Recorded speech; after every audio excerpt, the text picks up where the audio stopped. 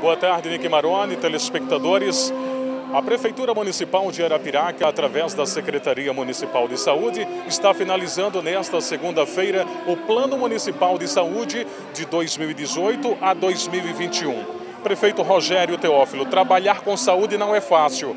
E quando trabalha-se com um plano que foi executado por outra equipe, é mais difícil ainda. A partir do ano que vem, será mais fácil de trabalhar com a saúde para o arapiraquense, com um plano elaborado pela sua própria equipe?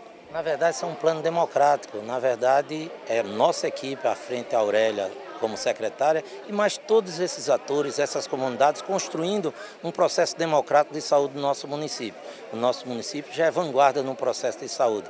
E agora, com esse plano novo, com a tecnologia, com acompanhamento, do envolvimento total dessa comunidade, nós vamos ter grandes avanços. Vamos mais longe, estamos assinando também hoje o CONISUL, um convênio com 19 municípios para adquirir remédios muito mais baratos e a gente resolver de vez essa falta de remédio. Nós temos todo um processo de legislação que temos que cumprir, por isso que dialogamos com o Ministério Público, com a Defensoria Pública, com o Juizado, todos com foco. Ter remédio para a sociedade arapiraquense. Com um plano moderno, novo, e com a participação nesse processo do CONISUL, nós vamos tentar fazer todo um processo moderno de gestão de saúde no nosso município. Secretária Aurélia, como é que foram os primeiros passos nas comunidades, enfim, nos setorizado para que esse plano seja fundamentado hoje com sucesso?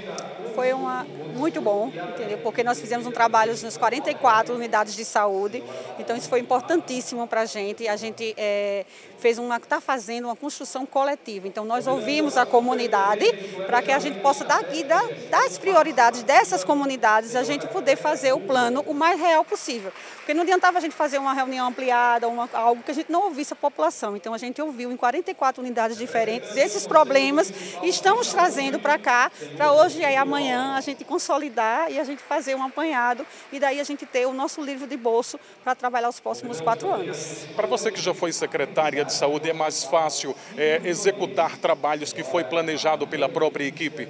É mais fácil e a gente tem que seguir realmente, até porque eu sou uma secretária que gosta de trabalhar a parte da população em si, como um todo, e a realidade o mais viável possível. Então, quando a gente constrói um plano coletivo que sai da unidade de saúde, fica muito mais fácil.